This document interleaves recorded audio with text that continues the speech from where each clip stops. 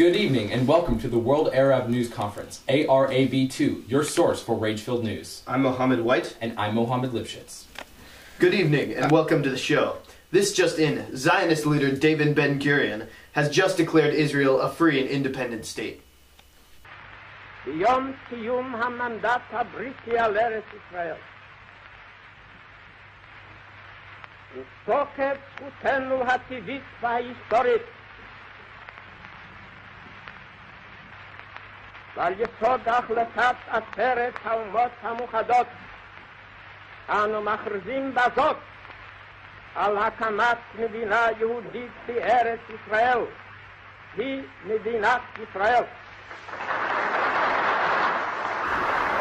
After the heavy persecution in World War II, the Jews demanded an independent state. Israel, being under the occupation of the British and an important part of the Hebrew religion, was delegated to the Jews. I hate to cut you off, Mohammed. It's okay, Mohammed. But this just in, we're getting something from our reporter on the Israeli scene.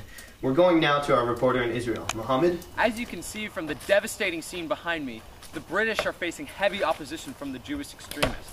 An underground group of Jewish terrorists have bombed this British building. Due to sloppy governments and acts of violence, the British are now pulling out of the Middle East. Back to you, Newscaster 1. Great stuff, reporter. As said by Mohammed Al-Ibn, the British government has decided to pull out of the Middle East, which might have huge implications for the future of our beloved region. The Jews might be a large ethnic group with nowhere to go, but they're really causing controversy in the Middle East. Well, Mohammed, it's easy for one to understand why everyone wants to throw the Jews into the sea. Oh, pretty heavy stuff. Let's take all of this to the Situation Room to see what the experts say about the future implication of the British leaving. Hi, I'm Mohammed Steinberg. And I'm Mohammed Goldstein. This is going to have huge implications for the Middle East. Mohammed, with the British leaving, there will be no stable authority to support the states that the British have put together. I disagree. The Middle East has always been a prosperous region, and with so much raw material to export, I only see wealth in the Middle Eastern future, as long as it's not gobbled up by the money-hungry Jews. I think the best thing we can do for the future of the Middle East is throw the Jews into the sea. Without them, the Middle East has a bright and prosperous future. You have to remember that the Middle East is unstable without an authoritative government. This entire region is highly combustible, like gunpowder, riddled with thousand-year-old rivalries and a history of violence. The safety is off now that the British are leaving, and the creation of the Jewish state is the trigger that's needed to blow the whole thing away. We can both agree that the British leaving will have huge implications for the Middle East. And that we should all throw the Jews into the sea. Excuse me, sir, did we just catch you on the scene? Yeah, man, what a rush. Just blew up a building. Why exactly did you blow up? Because I hate the Brits, okay?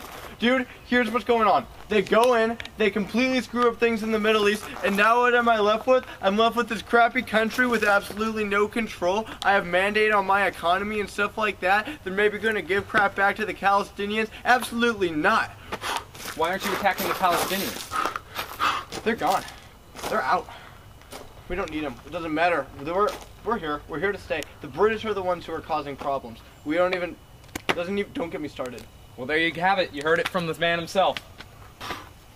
Straight from the source. Back to you. We out. What? Hot and dry, and happy New Year. It's gonna be hot and dry.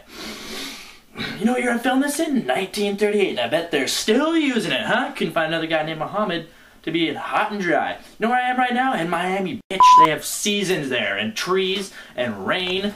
Mr. Palestinian, are you gonna come out? Where are you? Come on, just come talk to the newsman. I know you're home. Come on. It's okay. Tell me, Mr. Palestinian, why are you living in this trash can? Because the Jews took my home. Well, why are you so angry about the Jews taking your home? Because I live in a box. That is so sad, but why are you so angry about it? Are you kidding me? Do you know what the living conditions are like in a house, in a box? Are you kidding me? Do you know what the market is for a box? It's awful. Yeah. Well, you've heard it from the Palestinians. Back to you, Palestinians dudes. have been dispersed throughout the Middle East and have been put in refugee camps. Like every other day, this is looking like an awful day to be a Palestinian. Let's take this to our situation room to see what the experts have to say. Palestine is causing troubles. The birth of Israel is now even more controversial with the dispersion of the Palestinians. I actually think this whole thing will diffuse. It seems like harboring some Palestinians shouldn't be that bad. After World War II, the Jews deserve a place like Palestine. I couldn't disagree more, Mohammed. The Middle Eastern countries want nothing to do with the Palestinians, and having a people with such a strong hatred for the Jews dispersed throughout the Middle East will cause problems for Jews in the future. Thanks for watching ARAB2, your fair and balanced news for all but the Jews. I'm Mohammed White. And I'm Mohammed Lipschitz, signing off. Step 1. Palestinian in the box.